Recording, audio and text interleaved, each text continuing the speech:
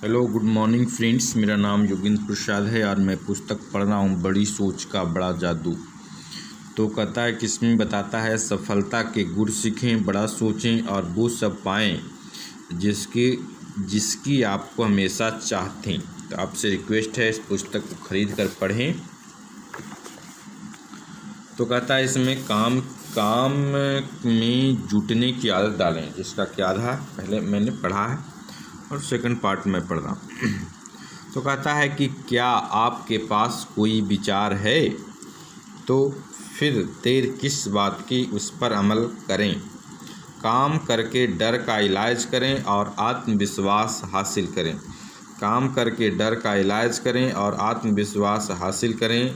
यह याद रखने लायक बात है। काम करने से आपका आत्मविश्वास बढ़ता है और प्रबल होता है। काम न करने से डर बढ़ता है और प्रबल होता है। इसीलिए डर को दूर करने के लिए उस काम को कर दें। डर को दूर करने के लिए उस काम को कर दें। अपने डर को बढ़ाने के लिए इंतज़ार करते रहें, काम को टालते रहें और बाद में करने की सोचें। एक बार मैंने एक युवा पैरा ट्रूपर इंस्ट्रक्टर के मुंह से सुना, कूदने में कोई दिक्कत नहीं है। कूदने के पहले इंतज़ार करते वक्त मुश्किल आती है। जब कूदने का समय आता है तो मैं हमेशा यह कोशिश करता हूँ कि लोगों को ज़्यादा सोचने का मौका न मिले। कई बार ऐसा हुआ है कि किसी प्रशिक्षु ने इस बारे में ज़्यादा सोच लिया कि उसके साथ क्या बुरा हो सकता है और यह सोचकर वह घबरा गया। अगर हम उसे अगली ट्रिप में कूदने के लिए तैयारी नहीं कर पाए तो वह ज़िंदगी में कभी पैरा ट्रूपर नहीं बन सकेगा। आत्मविश्वास उसे तभी मिलेगा जब वह कूद जाएगा। जब तक वह कूदने से बचता रहेगा, उसे टालता रहेगा, तब तक वह डरता ही रहेगा। कहता है कि इंतज़ार करना विशेषज्ञों को भी नर्वस कर देता है। इंतज़ार करना विशेषज्ञों को भी नर्वस कर देता है। टाइम मैगजीन में लिखा गया था कि एडवर्ड आर मरो, जो देश के बेहतरीन न्यूज़ रीडर हैं, जब टेलीविज़न पर आने वाले होते हैं तो वे काफ़ी नर्वस हो जाते हैं और उन्हें पसीना आने लगता है, परंतु एक बार वे काम में जुट जाते हैं तो फिर उनका डर काफूर हो जाता है। कई अभिनेता भी इसी तरह की प्रक्रिया से गुजरते हैं। सभी इस बारे में एकमत हैं कि स्टेज के डर का एक ही इलाज है, स्टेज पर उतरना या कर्म करना।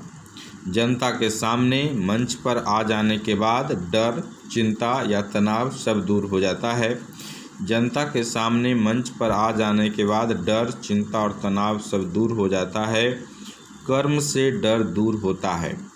कर्म से डर दूर हो जाता है। एक बार हम अपने दोस्त के घर गए जहां उनका 5 साल का बच्चा सोने के आधे घंटे बाद ही जाग गया और रोने लगा। बच्चे ने एक डरावनी फिल्म देखी थी और उसे यह डर लग रहा था कि राक्षस आकर उसे उठा ले जाएगा। बच्चे के पिता ने उसे समझाया। उसके समझाने का तरीका बहुत लाजवाब था। उसने यह नहीं कहा कि फिक्र मत करो बेटा, कोई भी तुम्हें कहीं उठाकर नहीं ले जाएगा, चुपचाप सो जाओ। इसके बजाय उसने सकारात्मक कार्य किया। उसने बच्चे के सामने सारी खिड़कियों की जांच की और इससे बच्चे को यह विश्वास हो गया कि सभी खिड़कियां अच्छी तरह बंद हैं। इसके बाद उसने बच्चे की प्लास्टिक की बंदूक उसके पास की टेबल पर रख दी और कहा कि बिल्ली बिल्ली, वैसे अगर तुम्हें कोई दिक्कत आए तो यह बंदूक तुम्हारे पास ही रखी हैं। अब जाकर छोटे बच्चे को चैन मिला, उसका डर दूर हुआ और 4 मिनट बाद ही वह गहरी नींद में सो गया। कई डॉक्टर लोगों को हानि रहित निष्क्रिय दवाइयाँ इसलिए देते हैं ताकि उसके मन को संतोष रहे। लोग डॉक्टर से नींद की गोली मांगते हैं। डॉक्टर उन्हें झूठ मूठ की नींद की गोली पकड़ा देता है। लोगों को गोली निगलने के बाद ऐसा लगता है कि उन्हें अच्छी नींद आती है। हालांकि गोली में कोई दवाई नहीं थी, इसके बावजूद इन पर इसका मनोवैज्ञानिक असर होता है और उन्हें अपनी तबीयत ज़्यादा अच्छी महसूस होती हैं। यह स्वाभाविक है कि हमें किसी न किसी तरह का डर सताए। इसका सामना करने के आम तरीके कई बार आपको कारगर नहीं लगेंगे। मैं कई सेल्समैनों से मिला हूँ जिन्होंने डर का इलाज करने की कोशिशें की हैं, जैसे उन्होंने ग्राहक के घर के चारों तरफ 3 चक्कर लगाए या एक कॉफ़ी ज़्यादा पी हैं, परंतु इन चीज़ों से समस्या हल नहीं होती। इस तरह के डर को दूर करने का, हाँ बिल्कुल, किसी भी तरह के डर को दूर करने का एकमात्र तरीका यह है कि उस काम को कर दिया जाए। अगर आपको किसी को फ़ोन करने में डर लगता है तो आप फ़ोन कर दीजिए और आपका डर गायब हो जाएगा। अगर आप इसे टालते जाएंगे तो आपके लिए फ़ोन करना दिनों दिन मुश्किल होता जाएगा। डॉक्टर के पास चेकअप करवाने के लिए जाने में आपको घबराहट होती है, जाइए और आपकी चिंता दूर हो जाएंगी। हो सकता है आपको कोई गंभीर बीमारी न हो, और अगर हो भी तो कम से कम आपको यह तो पता चल जाएगा कि आप किस हाल में हैं। अगर आप अपने चेकअप को टालते रहेंगे तो आपका डर बढ़ता जाएगा और एक न एक दिन आप सचमुच इसी डर और चिंता के कारण बीमार पड़ जाएंगे। अगर आपको अपने बॉस के साथ किसी समस्या पर चर्चा करने में डर लगता है तो चर्चा कर लें और आप पाएंगे कि आपकी चिंताएं चुटकियों में दूर हो गई हैं। आत्मविश्वास जगाएं, कर्म करके डर को दूर भगाएं। अपने मानसिक इंजन को चालू करें मशीनी तरीके से। एक युवक लेखक बनना चाहता था, परंतु उसने जो कुछ लिखा था वह सफल लेखन नहीं कहा जा सकता था। इस लेखक ने मेरे सामने यह स्वीकार किया कि मेरी समस्या यह है कि कई बार पूरा दिन या पूरा हफ्ता निकल जाता है और मैं एक पेज भी नहीं लिख पाता। उसने कहा कि लेखन रचनात्मक कार्य है, इसके लिए आपको प्रेरणा मिलनी चाहिए, आपका मूड होना चाहिए। यह सच है कि लेखन रचनात्मक होता है, परंतु मैं आपको एक सफल लेखक की बात बताना चाहता हूँ जिसने कहा था कि यही वह राज की बात है जिसके कारण वह इतना सफल लेखन कर पाया। मैं दिमाग को मजबूर करने वाली तकनीक का इस्तेमाल करता हूँ। मेरे पास हर काम की डेडलाइन मौजूद होती है और मैं प्रेरणा के आसमान से उतरने का इंतज़ार नहीं कर सकता। मैं मूड के सही होने का इंतज़ार भी नहीं कर सकता। मुझे मूड बनाना पड़ता है और यह रहा मेरा तरीका। मैं अपनी टेबल कुर्सी पर बैठ जाता हूँ, फिर मैं अपने पेंसिल उठाकर लिखने बैठ जाता हूँ। जो भी मन में आता है मैं लिखने लगता हूँ। मैं हाथ चलाता हूँ। कुछ समय बाद मुझे पता ही नहीं चलता कि कब मेरा मस्तिष्क सही दिशा में चला जाता है और मुझे प्रेरणा मिल जाती है कि और मेरा सचमुच ही लिखने का मूड बन जाता है। कई बार जब मैं नहीं लिख रहा होता तब भी मेरे दिमाग में अचानक जोरदार विचार आ जाते हैं, परंतु ऐसे विचार मेरे लिए बोनस की तरह हैं। ज़्यादातर अच्छे विचार मेरे दिमाग में तभी आते हैं जब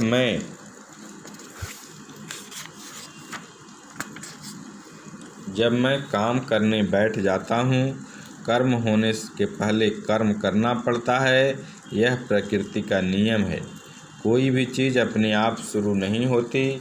ये यंत्र भी नहीं जिनका आप रोज़ाना इस्तेमाल करते हैं।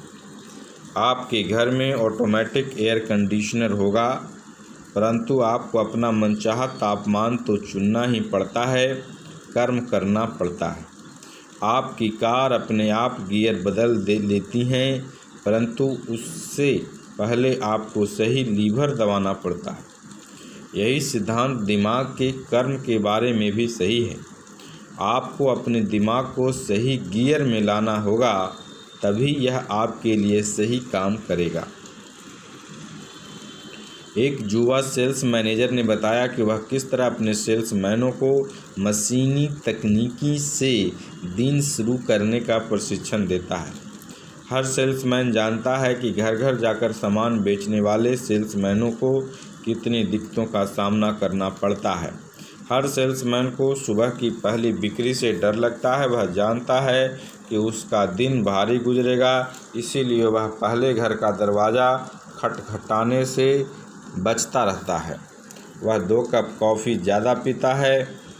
वह अड़ोस पड़ोस में फालतू घूमता रहता है, दर्जनों बेकार काम करता है, सिर्फ इसलिए कि वह पहले घर का दरवाज़ा खटखटाने से बच सके। मैं हर नए व्यक्ति को इस तरह सिखाता हूँ। मैं उसे बताता हूँ कि मैं शुरू करने का एक तरीका होता है और वह है शुरू करना। काम को टालो मत, उसके बारे में ज़्यादा सोचो मत, बस शुरू कर दो। अपनी गाड़ी खड़ी करो, अपना सैंपल केस निकालो, दरवाजे तक जाओ, घंटी बजाओ, मुस्कुराओ, गुड मॉर्निंग कहो और अपनी बात मशीनी तरीके से ग्राहक के सामने रखो। इसके बारे में न तो ज़्यादा चिंता करो और न ही सोचो। इस तरह दिन शुरू करने से आपकी हिचक दूर हो जाती हैं। दूसरे तीसरे घर के दरवाजे के सामने पहुँचते पहुँचते आपका दिमाग पैना हो जाएगा और आपकी प्रस्तुति अपने आप प्रभावी हो जाएंगी। एक व्यक्ति ने कहा था कि ज़िंदगी की सबसे बड़ी समस्या गर्म बिस्तर से निकलकर ठंडे कमरे में आना थी। उसकी बात में दम था। आप जितनी देर तक बिस्तर पर पड़े रहेंगे और सोचते रहेंगे कि बाहर निकलना जितना कष्टदायक है, ऐसा करना आपके लिए उतना ही मुश्किल होता जाएगा। इस तरह की सीधी सादी सी बात में, जिसमें आपको अपना चादर हटाकर अपने पैरों को फर्श पर रखना है, आपको डर लगता है। संदेश स्पष्ट है। जो लोग दुनिया में कुछ कर गुजरते हैं, वे इस बात का इंतज़ार नहीं करते कि कब उनका मूड सही होगा, बल्कि वे मूड को सही करने की सामर्थ्य रखते हैं। यह 2 प्रयोग करें। छोटे परंतु कष्टदायक कामों को करने के लिए मशीनी तकनीक का इस्तेमाल करें। उस काम के बुरे पहलू के बारे में सोचने के बजाय आप बिना सोचे उस काम को करना शुरू कर दें। शायद ज़्यादातर महिलाओं को बर्तन साफ करना सबसे कष्टदायक काम लगता होगा। मेरी माँ भी इसका बाद नहीं थी, परंतु उन्होंने इस काम को फुर्ती से निपटाने का मशीनी तरीका ईजाद कर लिया ताकि इसके बाद वे अपना मनचाहा काम कर सकें। जब वे डाइनिंग टेबल से जाती थी तो वे मशीनी अंदाज में बर्तन इकट्ठे कर लेती थी, उन्हें साफ़ करना शुरू कर देती थी। कुछ ही मिनटों में उनका काम खत्म हो जाता था। क्या यह तरीका बर्तन सिंक में जमा करते रहने और उन्हें देख देख कर चिंता करने से बेहतर नहीं है?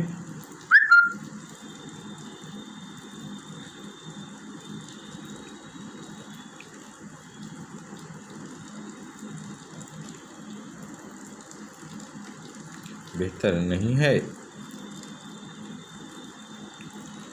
आज यह करके देखें। यह ऐसा काम चुन लें जो आपको नापसंद है, फिर बिना उस बारे में सोचें या बिना उससे डरे या उस काम को कर दें। नापसंदगी के छोटे छोटे कामों को करने का यही तरीका सबसे प्रभावी है। दूसरा,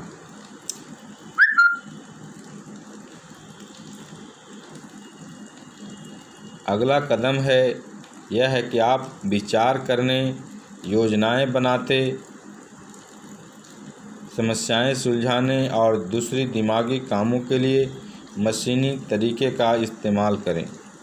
आप मूड बनने का इंतज़ार करें, इसके बजाय बेहतर यही है कि आप बैठ जाएं और अपने मूड को बना लें। यहाँ एक ख़ास तकनीक दी जा रही है जो आपको काफ़ी मदद करेगी। पेंसिल और कागज़ का इस्तेमाल करें। 5 सेंट की छोटी सी पेंसिल दुनिया का सबसे महान एकाग्रता यंत्र है।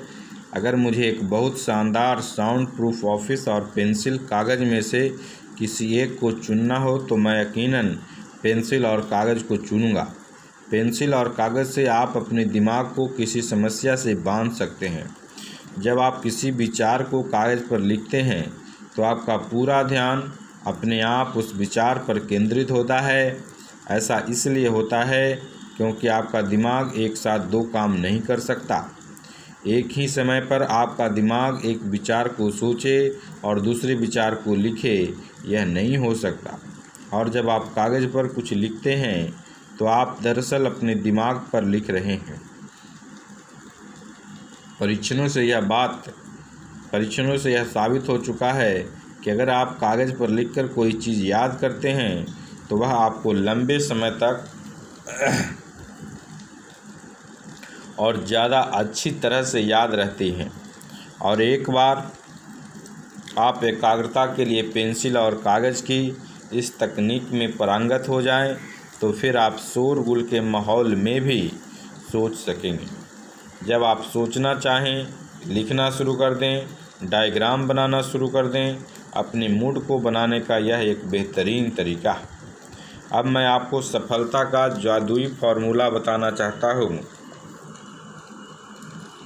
कल अगले सप्ताह बाद में मैं किसी दिन फिर किसी समय यह सभी असफलता के शब्द कभी नहीं के पर्यायवाची हैं। बहुत सारे अच्छे सपने कभी सच नहीं हो पाते क्योंकि हम यही कहते रह जाते हैं कि मैं इसे किसी दिन शुरू करूँगा, जबकि हमें यह कहना चाहिए कि मैं इसे अभी शुरू करता हूँ। एक उदाहरण लें, पैसे बचाने का। हर व्यक्ति मानता है कि पैसे बचाना एक अच्छी बात है, परंतु यह अच्छी बात है इसका यह मतलब नहीं है कि सभी लोग योजनाबद्ध तरीके से बचत करते हैं और निवेश करते हैं। कई लोगों को बचत करने का इरादा तो होता है, परंतु बहुत कम लोग अपने इरादों पर अमल कर पाते हैं। कहता है कि एक युवा दंपति ने इस तरह बचत करना शुरू किया। बिल की तनख्वाह $1000 थी, परंतु वह और उसकी पत्नी जेनेट हर माह $1000 खर्च भी कर डालते थे। दोनों ही बचत करना चाहते थे, परंतु कोई न कोई ऐसा कारण आ जाता था जिससे वे कभी बचत नहीं कर पाए। सालों तक वे सोचते रहे, जब मेरी तनख्वाह बढ़ेगी तब हम बचत करना शुरू करेंगे। जब हमारी अमुक चीज़ की किस्तें ख़त्म हो जाएंगी तब हम बचत करना शुरू करेंगे। अगले महीने, अगले साल, आखिरकार जेनेट को बचत करने की अपनी असफलता पर गुस्सा आ गया। उसने बिल से कहा, देखो बिल, हम कभी बचत कर पाएंगे या नहीं? बिल ने जवाब दिया, हाँ, हमें करना तो है, परंतु हम अभी कर ही क्या सकते हैं। परंतु इस बार जेनेट करो या मरो वाली मूड में था। हम सालों से बचत करने की सोच रहे हैं। हम इसीलिए नहीं बचा पाते क्योंकि हमने यह सोच रखा है कि हमसे बचत नहीं होगी। इसके बजाय अब हमें यह सोचना शुरू कर दें कि हम बचत कर सकते हैं। मैंने आज एक विज्ञापन देखा जिसमें लिखा है कि अगर हम हर महीने $100 भी बचाते हैं तो 15 साल में हमारे पास $18,000 जमा हो जाएंगे और उसके साथ ही हमें $6600 का ब्याज भी मिलेगा। विज्ञापन में यह भी लिखा है कि खर्च करने के बाद बचत करना मुश्किल होता है, जो कि बचत करने के बाद तनख्वाह खर्च करना आसान होता है। अगर तुम साथ दो तो मैं चाहती हूँ कि तुम्हारा तनख्वाह का 10% हम शुरू से ही बचत खाते में डाल देंगे। अगर महीने के आखिर में हम फाके में भी रहने पड़ें तो उसके लिए तैयार हूँ। बिल, इस तरह अगर हमें ठान लें तो हम बचत कर सकते हैं। बिल और जेनेट को कुछ ही महीनों तक मुश्किल आई, परंतु जल्दी ही उन्होंने अपने नए बजट के हिसाब से आसानी से घर चलाना सीख लिया। अब बचत करने में भी उनको उतना ही मज़ा आता है जितना उन्हें पहले खर्च करने में आता था। किसी दोस्त को चिट्ठी लिखना चाहते हैं? अभी लिख दें। आपके पास एक विचार आया है, आपका बिजनेस किस तरह बढ़ सकता है, उस विचार को अभी प्रस्तुत कर दें। बेंजामिन फ्रैंकलिन की सलाह याद रखें, कल पर वह काम न टालें जिसे आप आज कर सकते हैं।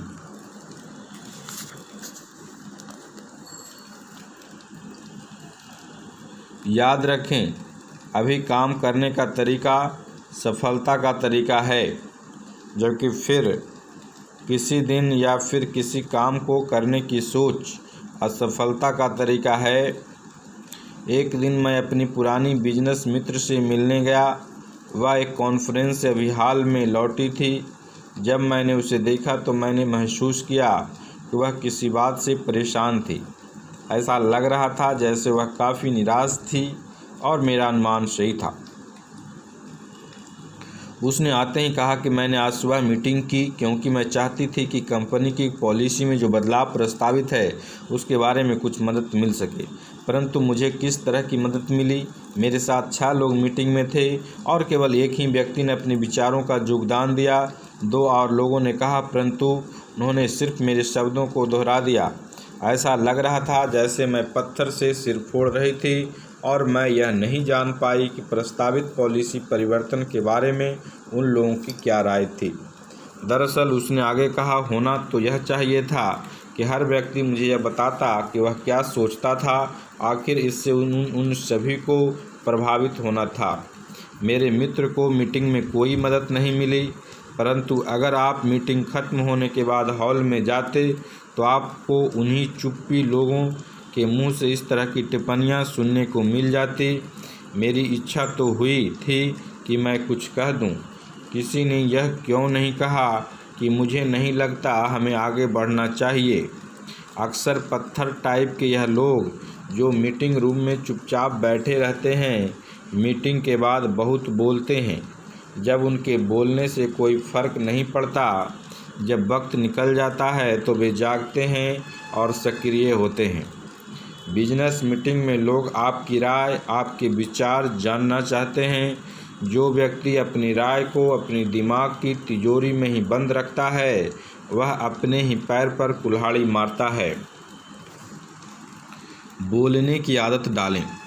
हर बार जब आप बोलने के लिए खड़े होते हैं, आपका आत्मविश्वास बढ़ता जाता है।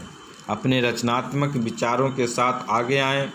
हम सभी जानते हैं कि कॉलेज के विद्यार्थी परीक्षा की तैयारी किस तरह करते हैं।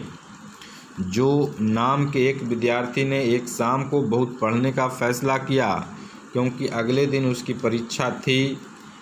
यहाँ पर यह बताया गया कि उनके फैसले का क्या हुआ। उसकी शाम किस तरह गुजरी। जो शाम को 7 बजे पढ़ने के लिए तैयार था, परंतु उसका डिनर कुछ भारी हो गया था, इसीलिए उसने सोचा कि वह कुछ देर टीवी देख ले। कुछ देर करते करते उसने 1 घंटे तक टीवी देखा क्योंकि सीरियल उसे पसंद आ गया। 8 बजे वह अपनी टेबल पर बैठ गया, लेकिन तत्काल ही उठ गया क्योंकि उसे अचानक याद आ गया कि उसे अपनी गर्लफ्रेंड को फ़ोन करना है। उसने 40 मिनट लग गए। उसने पूरे दिन उससे बात नहीं की थी। किसी का फ़ोन आ गया जिसमें 20 मिनट लग गए। अपनी डेस्क पर आते आते जो इच्छा हुई वह पिंग पोंग खेल ले। इसमें एक और घंटा बर्बाद हो गया। पिंग पोंग खेलने के बाद उसे पसीना आ गया, इसीलिए वह नहा भी लिया। नहाने के बाद उसे भूख लगी क्योंकि पिंग पोंग और नहाने के बाद भूख लगना स्वाभाविक था, और इस तरह उसकी शाम बर्बाद हो गई। उसके इरादे तो अच्छे थे, परंतु वह इरादों पर अमल नहीं कर पाया।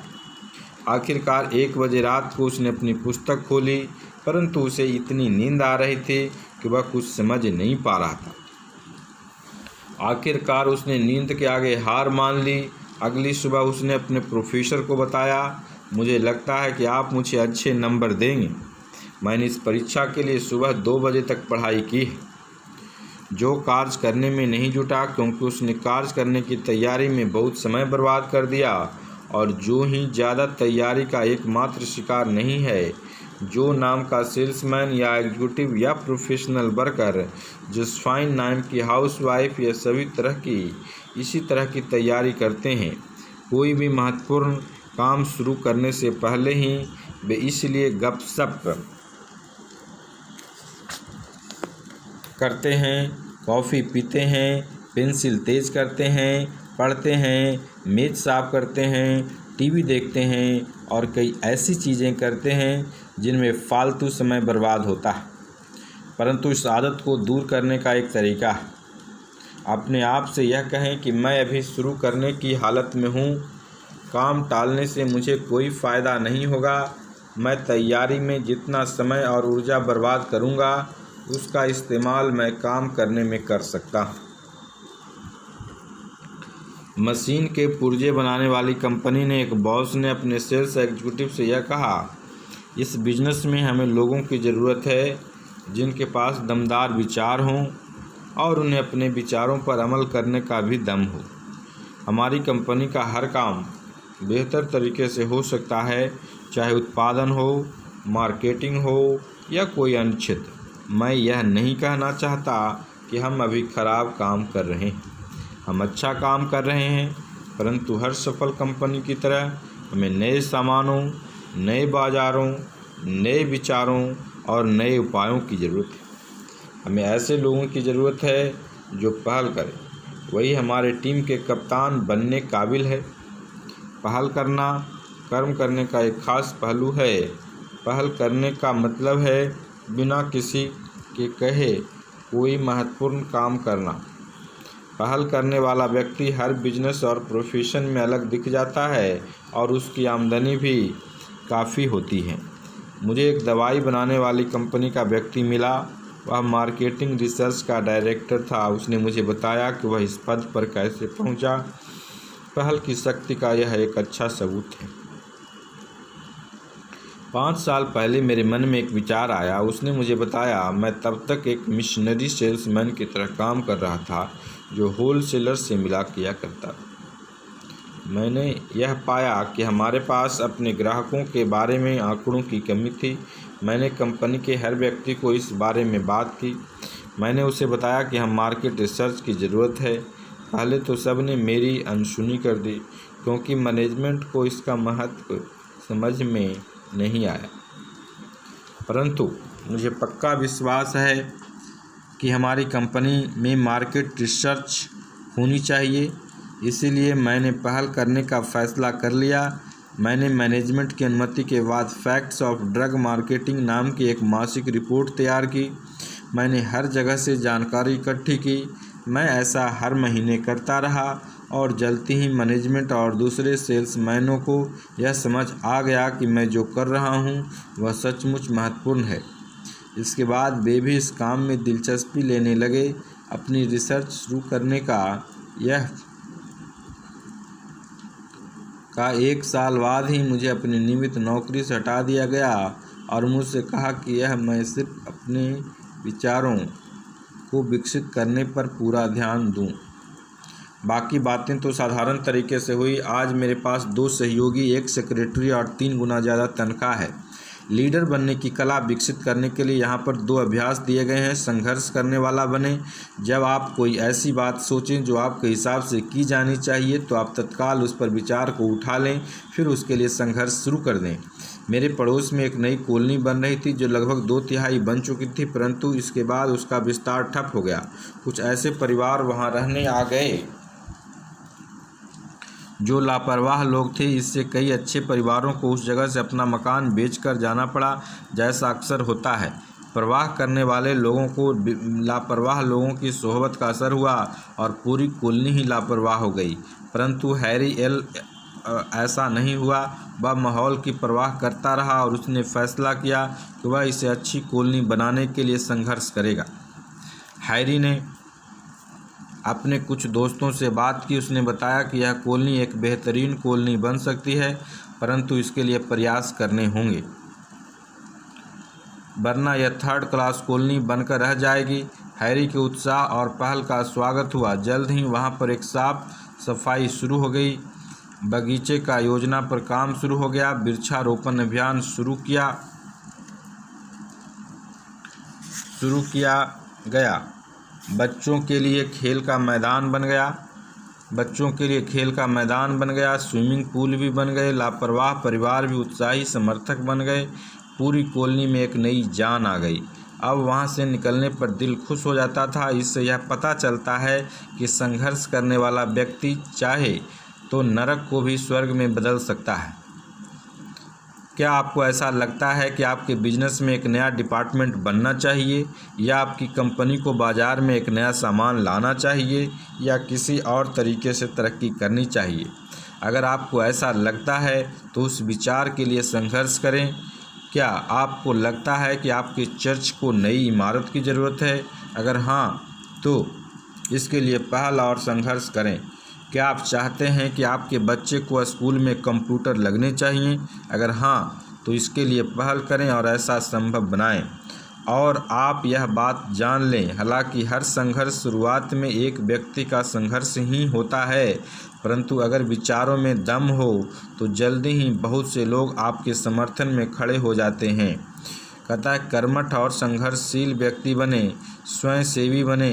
हमने में से हर एक के जीवन में ऐसा मौका आया होगा जब हम किसी संस्था में स्वयं सेवा करना चाहते होंगे, परंतु हमने ऐसा नहीं किया। कारण क्या था? डर। यह डर नहीं कि हम काम नहीं कर पाएंगे, बल्कि यह डर कि लोग क्या कहेंगे। यह डर कि लोग हम पर हंसेंगे, हमें जुगाड़ू कहेंगे, हमें महत्वाकांक्षी समझेंगे, और यही डर बहुत से लोगों को आगे बढ़ने से रोकता है। यह स्वाभाविक है कि आप लोगों का समर्थन, उसकी तारीफ़ चाहें, परंतु खुद से पूछें, मैं किन लोगों की तारीफ़ चाहता हूँ? मैं उन लोगों की जो मुझ पर ईर्ष्या करने के कारण हंसते हैं, या उन लोगों की जो कर्मठता से काम करके सफल होते हैं? सही विकल्प क्या है, यह बताने की ज़रूरत नहीं है। स्वयं से भी अलग दिख जाता है, उसकी तरफ खास तवज्जो दी जाती है। सबसे महत्वपूर्ण बात यह है कि वह स्वयं सेवा करके अपनी विशेष योग्यता और महत्वाकांक्षा को सबके सामने ले आता है। निश्चित रूप से स्वयं सेवक को विशेष काम सौंपे जाएंगे। आप बिजनेस, मिलिट्री या अपने समुदाय के जिन लीडर्स को जानते हैं उनके बारे में सोचें।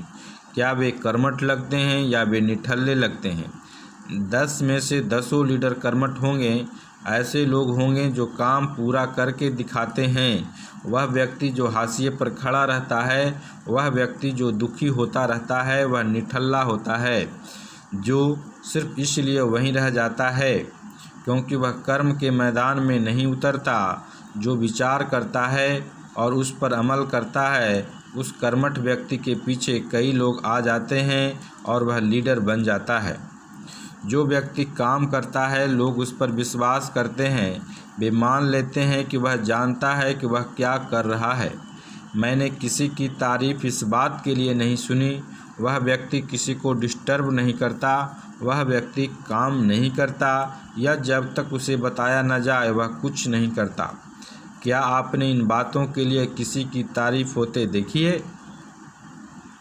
मैंने किसी की तारीफ़ इस बात के लिए नहीं सुनी कि वह व्यक्ति किसी को डिस्टर्ब नहीं करता, वह व्यक्ति काम नहीं करता, या जब उसे बताया न जाए वह कुछ नहीं करता। क्या आपने इन बातों के लिए किसी को तारीफ़ होते देखी हैं? कर्म की आदत को बढ़ावा दें।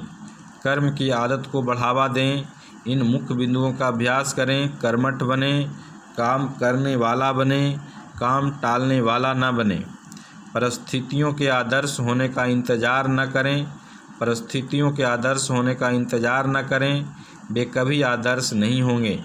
भविष्य की बाधाओं और कठिनाइयों की उम्मीद करें, और जब वे आएँ तब आप उन्हें सुलझाने का तरीका खोजें। याद रखें, केवल विचारों से सफलता नहीं मिलती। विचारों का मूल्य तभी है जब आप उन पर अमल करें। डर भगाने और आत्मविश्वास हासिल करने के लिए कर्म करें। जिस काम से आप डरते हैं वह करें और आपका डर भाग जाएगा। कोशिश करके देखें। अपने मानसिक इंजन को मशीनी तरीके से चालू करें। सही मूड बनने का इंतज़ार न करें। कर्म शुरू कर दें और आपका मूड अपने आप सही हो जाएगा। अभी काम शुरू करने के बारे में सोचें।